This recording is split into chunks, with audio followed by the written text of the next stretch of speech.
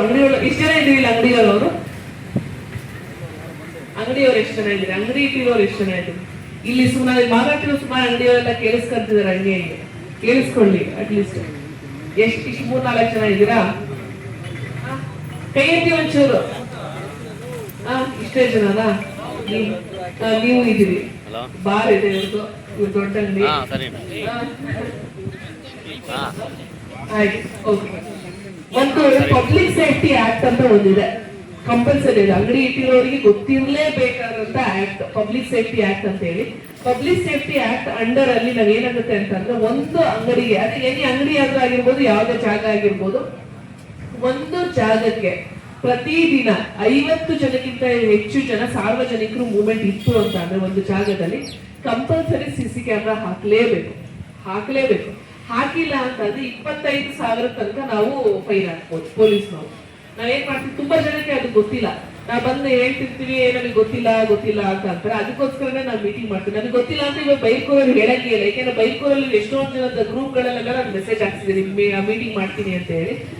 Next ಏನ್ ಮಾಡ್ತೀನಿ ಅಂತ ಅಂದ್ರೆ, ಕಂಪಲ್ಸರಿ ನಾನು ಎಲ್ಲರೂ ಕಳ್ತನ ಆಯ್ತು ಅಂತ ಅಂದ್ರೆ, ಇಲ್ಲಿ ಅಕಸ್ಮಾತ್ ಏನಾದ್ರು ಯಾವ್ದಾದ್ರು ಸಿಸಿ ಕ್ಯಾಮ್ರಾ ಹಾಕ್ಸಿಲ್ಲ ಅಂದ್ರೆ ಖಂಡಿತವಾಗ್ಲೂ ನಾನು 25,000 ಫೈನ್ ಬರೆದು ಸರ್ಕಾರಕ್ಕೆ ಕಟ್ಟಿಸ್ತೀನಿ.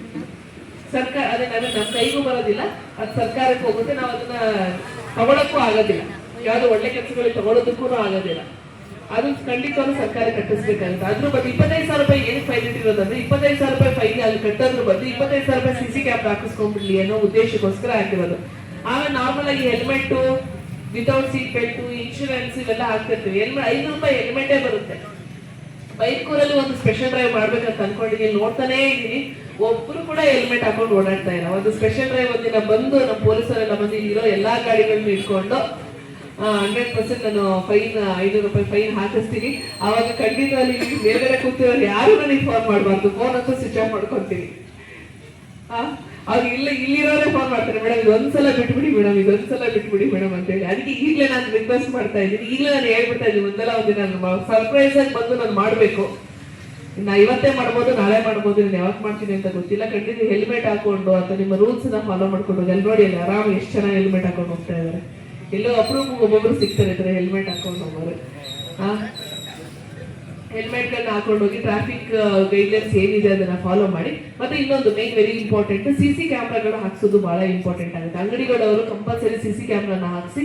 ನಾನು ನೋಟಿಸ್ ಕೂಡ ರೆಡಿ ಮಾಡ್ಕೊಂಡು ಬಂದಿದ್ದೀನಿ. ಪ್ರತಿಯೊಂದು ಅಂಗಡಿಗಳಿಗೂ ನಾನು ನೋಟಿಸ್ ಇವಾಗ ಸರ್ವ್ ಮಾಡ್ತೀನಿ. ನೋಟಿಸ್ ಕೊಟ್ಟು ಕಂಪಲ್ಸರಿ ಸಿಸಿ ಕ್ಯಾಮ್ರಾ ಹಾಕಿ ಅಂತ ಹೇಳಿ ಸೈನು ಹಾಕಿಸ್ಕೊಂತೀನಿ. ಅಕಸ್ಮಾತ್ ಏನಾದ್ರೂ ಈಗ ನಾರ್ಮಲ್ ಆಗಿ ಸಿಸಿ ಕ್ಯಾಮ್ರಾ ಯಾರು ಹಾಕ್ಸಿಲ್ಲ ಅವರಿಗೆ 25,000 ರೂಪಾಯಿ ಫೈನ್ ಹಾಕಿದ್ರೆ, ನೋಟಿಸ್ ಸರ್ವ್ ಮಾಡಿ ಯಾರು ಸಿಸಿ ಕ್ಯಾಮ್ರಾ ಹಾಕ್ಸಿಲ್ಲ ಅಲ್ಲ ಅವ್ರಿಗೆ 50,000 ರೂಪಾಯಿ ಫೈನ್ ಹಾಕಿಸ್ತೀನಿ ನಾನು 100%. ನೋಡಲ್ಲಿ ಎಷ್ಟೊಂದೆಲ್ಲ ಇನ್ಫಾರ್ಮೇಶನ್ ಕೊಟ್ಟು ಸಿಸಿ ಕ್ಯಾಮ್ರಾ ಯಾರು ಹಾಕ್ಸಿಲ್ಲ ಅವ್ರಿಗೆ 100%. ಒಂದು ವಾರ ಟೈಮ್ ಕೊಡ್ತೀವಿ ಎಲ್ಲ ಅಂಗಡಿಗಳಿಗೂ. ಒಂದು ವಾರದಲ್ಲಿ ಸಿಸಿ ಕ್ಯಾಮ್ರಾ ಖಂಡಿತವಾಗಿ ಎಲ್ಲ ಅಂಗಡಿಗಳಿಗೂ. ನೀವು ಯಾಕೆಂದ್ರೆ ತುಂಬಾ ಜನ ಅಂಗಡಿಯವ್ರು ಬಂದಿರೋದಿಲ್ಲ, ನೀವು ಹೇಳಿ ಇದ್ರ ಅಂಗಡಿಯವ್ರಿಗೆ ಎಲ್ಲರಿಗೂ ಹೇಳಿ ಈ ಕಡೆ ಸಿಸಿ ಕ್ಯಾಮ್ರಾ ಹಾಕಿಲ್ಲ ಆದ್ರೆ ಫೈನ್ ಹಾಕ್ತಾರಂತೆ ಅಂತ ಹೇಳಿ ಅಟ್ಲೀಸ್ಟ್ ಅವಾಗ ಅದನ್ನು ಹಾಕಿಸ್ಕೊಂಡು. ಮತ್ತೆ ಮೈನ್ ಜಂಕ್ಷನ್ ಗಳಲ್ಲಿ ಸಿಸಿ ಕ್ಯಾಮ್ರಾ ಹಾಕ್ಸ್ಬೇಕು ಅಂತ ಅನ್ಕೊಂಡಿದೀವಿ. ಸಾರ್ವಜನಿಕರ ಸಹಾಯದಿಂದ, ಮತ್ತೆ PDO ಅವರ ಸಹಾಯದಿಂದ, ಪಂಚಾಯತ್ರಿಯವರ ಸಹಾಯದಿಂದ, ಮತ್ತೆ ಇಲ್ಲಿ ಕೂತಿರೋ ಗಣ್ಯರ ಸಹಾಯದಿಂದ ಅಲ್ಲಿ ಏನ್ ಮಾಡ್ತಾರೆ ನನಗೆ ಗೊತ್ತಿಲ್ಲ. ನಿಮ್ಮವ್ರು ಯಾರಾದ್ರೂ ಸಿಸಿ ಕ್ಯಾಮ್ರಾ ಹಾಕೋರಿತ್ತು ಅಂತಂದ್ರೆ ಇಲ್ಲೇ ಬೈಕ್ನವ್ರು ಅವರಿಂದಲೇ ಬೇಕಾದ್ರೆ ಅವರೇ ಹಾಕ್ಲಿ, ನೋ ಪ್ರಾಬ್ಲಮ್, ನನ್ಗೇನು ಸಮಸ್ಯೆ ಇಲ್ಲ. ಇವಾಗ ಎಷ್ಟಾಗುತ್ತೆ ಏನೇ ಅಂದ್ರೆ ಇಲ್ಲೆಲ್ಲ ಸಾರ್ವಜನಿಕರು ದೊಡ್ಡವ್ರು ಕೂತಿದ್ದಾರೆ, ಎಷ್ಟು ಫಂಡ್ಸ್ ಆಗುತ್ತೆ ಅಷ್ಟು ಕಲೆಕ್ಟ್ ಮಾಡಿ ಅದ್ರ ಬೇಸಿಸ್ ಮೇಲೆ ಅವ್ರು ಎಷ್ಟು ಫಂಡ್ಸ್ ಕಲೆಕ್ಟ್ ಆಗುತ್ತೆ, ಯಾವ ರೀತಿ ಕ್ಯಾಮ್ರಾ. ಯಾಕೆಂದ್ರೆ ಕ್ಯಾಮ್ರಾಸ್ ಅನ್ನೋದು 10,000 ರೂಪಾಯಿಂದ ಸ್ಟಾರ್ಟ್ ಆಗಿ ಲಕ್ಷಾಂತರ ರೂಪಾಯಿ ಕ್ಯಾಮ್ರಾಸ್ ಇದಾವೆ. ANPR ಕ್ಯಾಮ್ರಾಸ್ ಅಂತ ಬರುತ್ತೆ, ಒಂದೊಂದು ಕ್ಯಾಮ್ರಾ 1.5 ಲಕ್ಷ ರೂಪಾಯಿ ತನಕ ಇರುತ್ತೆ. ಏನಂದ್ರೆ automatic number plate reading cameras ಅಂತ ಹೇಳಿ. ಈಗ ಗಾಡಿ ನಂಬರ್ ಯಾವ್ದಾದ್ರು ಒಂದು ಹಾಕ್ಬಿಟ್ರೆ ಅದು ಸಿಸ್ಟಮ್ಗೆ ಇಂಥ ಗಾಡಿ ಯಾವ ಟೈಮಲ್ಲಿ ಇಲ್ಲಿ ಕ್ಯಾಮ್ರಾ ಮುಂದೆ ಪಾಸ್ ಆಗಿದೆ ಅನ್ನೋದನ್ನು ಕೂಡ ಅದು ಹೇಳಿದೆ. ಅದು ANPR ಕ್ಯಾಮ್ರಾಸ್. ಗೊತ್ತಿಲ್ಲ ಸರ್, ಏನು ಬೈರ್ಕೂರು ಜನರು ಧಾರಾಳ ಮನಸ್ಸಿನಲ್ಲಿದ್ರೆ ANPR ಕ್ಯಾಮ್ರಾಸ್ ಹಾಕೋಣ. ಎಷ್ಟು ಫಂಡ್ಸ್ ಕಲೆಕ್ಟ್ ಆಗುತ್ತೆ ಅನ್ನೋ ಬೇಸಿಸ್ ಮೇಲೆ ನೋಡ್ಕೊಂಡಿದ್ವಿ ಒಳ್ಳೊಳ್ಳೆ ಸಿಸಿ ಕ್ಯಾಮ್ರಾ. ಅಟ್ಲೀಸ್ಟ್ ಎಲ್ಲ ಪ್ರತಿಯೊಂದು ಬಸ್ ಸ್ಟ್ಯಾಂಡ್ಗೆ ಮತ್ತೆ ಎಂಟ್ರಿ ಎಕ್ಸಿಟ್ ಗಳಿಗೆ, ಈ ಊರಿನ ಎಲ್ಲಾ ಎಂಟ್ರಿ ಎಕ್ಸಿಟ್ ಗಳಿಗೆ ಒಂದು ಸರ್ವೆಲೆನ್ಸ್ ಮಾಡೋಕ್ಕೋಸ್ಕರ ಒಂದು ಸಿಸಿ ಕ್ಯಾಮ್ರಾಸ್ ಹಾಕ್ಸ್ಬೇಕು ಅಂತ ಅನ್ಕೊಂಡು ನಾನು ಇವಾಗ ಮೈಕರ ನಮ್ಮ ದೊಡ್ಡವರಿಗೆ ಕೊಡ್ತೀನಿ, ನೋಡೋಣ. ಈ ರೂಟ್ ಬಂದ್ಬಿಟ್ಟು ಇಲ್ಲಿ ಕುನ್ನೂರಿಂದ ಬಂದ್ರೆ ಇದು ಸರ್ಕಲ್ ಸಿಗುತ್ತೆ. ಇಲ್ಲಿ ಟರ್ನಿಂಗ್ ಇರೋದ್ರಿಂದ ಜಾಸ್ತಿ ಸ್ಪೀಡ್ ಬರಕ್ಕಾಗಲ್ಲ. ಇಲ್ಲೊಂದು ಕ್ಯಾಮ್ರಾ, ಡಬಲ್ ಕ್ಯಾಮ್ರಾ 2 ಕಡೆಗೆ ಹಾಕ್ಸ್ಕೊಂಡ್ರೆ ನಂಬರ್ ಪ್ಲೇಟ್ ಕಾಣುವಂಥದ್ದು ಇಲ್ಲೊಂದು ಅನುಕೂಲ ಆಗುತ್ತೆ. ಮತ್ತೆ ಊರ್ ಎಂಟ್ರೆನ್ಸ್ ಆ ಕೆನಡಿ ಸ್ಕೂಲ್ ಹತ್ರ ಒಂದು ಸ್ಪೀಡ್ ಬ್ರೇಕರ್ ಇದೆ, ಅಲ್ಲೊಂದು ಹಾಕ್ಸ್ಕೊಂಡ್ರೆ ವೆಹಿಕಲ್ ಸ್ಲೋ ಆಗುತ್ತೆ. ಅಲ್ಲೂ ನಮಗೆ ಲೈಟ್ ಎಲ್ಲ ಚೆನ್ನಾಗಿದೆ, ಅಲ್ಲೊಂದು ಹಾಕ್ಸ್ಕೊಂಡ್ರೆ ಅಲ್ಲೂ ಅನುಕೂಲ ಆಗುತ್ತೆ. ಮತ್ತೆ ಅಲ್ಲಿ ಪೆಟ್ರೋಲ್ ಬಂಕ್ ಹತ್ರ, ಅಲ್ಲಿ ಕೃಷ್ಣಣ್ಣ ಅವ್ರ ಮನೆ ಹತ್ರ ಆಗಲಿ ಇಲ್ಲ ಪೆಟ್ರೋಲ್ ಬಂಕ್ ಹತ್ರ ಸೆಂಟ್ರಿಗೆ ಅಲ್ಲೊಂದು ಪಾಯಿಂಟ್ ಚೆನ್ನಾಗಿದೆ, ಅಲ್ಲೊಂದು ಅದೆಲ್ಲ ಯಾವುದು ಕ್ಯಾಮ್ರಾಗಳು ಚೆನ್ನಾಗಿರೋವು ರೋಡ್ಗೆ ಹಾಕಿಸ್ಕೊಂಡ್ರೆ ಕೃಷ್ಣಣ್ಣ ಅವ್ರ ಮನೆ ಚೀಕೂರು ರೋಡಲ್ಲಿ ಕೃಷ್ಣಣ್ಣ ಅವ್ರ ಮನೆ ಹತ್ರ ಚೆನ್ನಾಗಿರೋ ಕ್ಯಾಮ್ರಾ ಕೃಷ್ಣಣ್ಣನೇ ಹಾಕಿಸ್ಕೊಡ್ತಾರೆ. ಅಲ್ಲೇ ಚೆನ್ನಾಗಿರೋದು ಕ್ಯಾಮ್ರಾ ಕೃಷ್ಣಣ್ಣ ಹಾಕೊಡ್ತಾರೆ. ಇಲ್ಲಿಗೆ ಎಲ್ಲ ಇಲ್ಲಿ ಬಂದಿರೋರೆಲ್ಲ ಒಂದು ಅನುಕೂಲ ಮಾಡಿಕೊಟ್ರೆ ಊರಿಗೆ ಅನುಕೂಲ ಆಗುತ್ತೆ.